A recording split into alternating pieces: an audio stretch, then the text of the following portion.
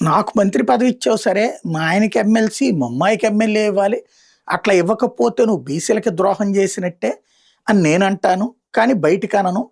మా అమ్మాయి చేత అనిపిస్తాను. మా అమ్మాయి నిన్ను తిట్టింది తిట్టకుండా తిడతది. నువ్వు మాత్రం పడుండాలి. అదేమంటే అమ్మాయి పెద్దది కాబట్టి మైనారిటీ తీరిపోయి మేజర్ అయిపోయింది కాబట్టి తిట్టే హక్కు ఆమెకుంటది. అట్లాగే మేమందరం ఒకే ఇంట్లో ఉంటాం. కానీ మాకు మాత్రం కాంగ్రెస్ అంటే చిత్తశుందని, నువ్వంటే ప్రేమ ఉందని గుర్తుంచుకో. మా ఆయన వెళ్ళినేమో నా గురించి పోరాడుతుంటాడు. ఇట్లా మేమంతా ఒక డ్రామా బహిరంగంగా ఆడుతుంటాం. మా బహిరంగ నాటకాన్ని నువ్వు చూసి చూడనట్టు వదిలేసేయాలన్నా, నేనొచ్చి రాఖీ కడతా, నువ్వు వెంటనే ఆశీర్వదించాలన్నా. ఇది కొండా సురేఖ అక్క ప్రస్తుతం రేవంత్ అన్నకి ఇస్తున్నటువంటి అభ్యర్థన అనమాట. తాజాగా ఈ గొడవలన్నిటి తర్వాత రేవంత్కి అపాయింట్మెంట్ కోరిందంట రాఖీ కట్టడానికి. రాఖీ కట్టించుకున్నాడు రేవంత్ అంటే బయటకు వచ్చి ఇవన్నీ అపార్థాలు తొలగిపోతాయని చెప్తుంది. ఆవిడ ఆడే ఆట తెలంగాణలోనే ఒక ప్రత్యేకం. భారతదేశంలో ఒక పుస్తకం రాయొచ్చు.